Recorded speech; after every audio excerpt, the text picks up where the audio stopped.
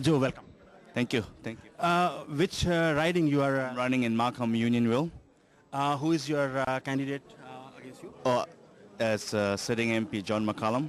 John McCallum. Okay. What is the main agenda of Conservative Party this time? This time, as you see with the label here, we're going to reduce the GST from 7 to 5%, and we're going to make sure that, like people don't have to wait for those critical treatment in the healthcare area. Right now you can wait forever. And also, we would like to get tough on criminal. Okay, there are a lot of other areas, as you see the announcement, and we will give the parent a choice in child care. We give them the money to pick what they want to do, either the health, they pick the government set up one. Ontario is relatively, there's a less support for Conservatives. What do you think was going to happen this time? Well, I have to tell you very honestly, like I've been working the whole summer, things are changing, okay? You probably don't feel it until you knock on the door. They're telling me that after 12 years, they have enough of Liberal. It's about time for a change.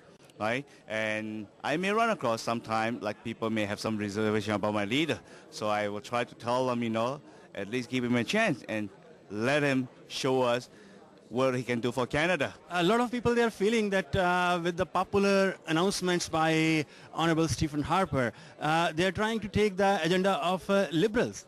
Well, we're not trying to take our agenda is well-founded. It's very simple to understand, okay? It's not difficult. And use a GST, for example. Average house in Markham is $300,000.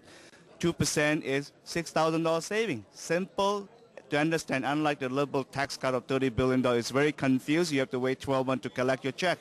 And, you have to ask your accountant to figure out how to do it. As to what's going to be done next as we move towards the election. How are you feeling the response of the people for today's rally of Stephen Harper? Stephen Harper has always drawn in crowds, and Canadians just love this gentleman. He's a tremendous leader, a man with a vision.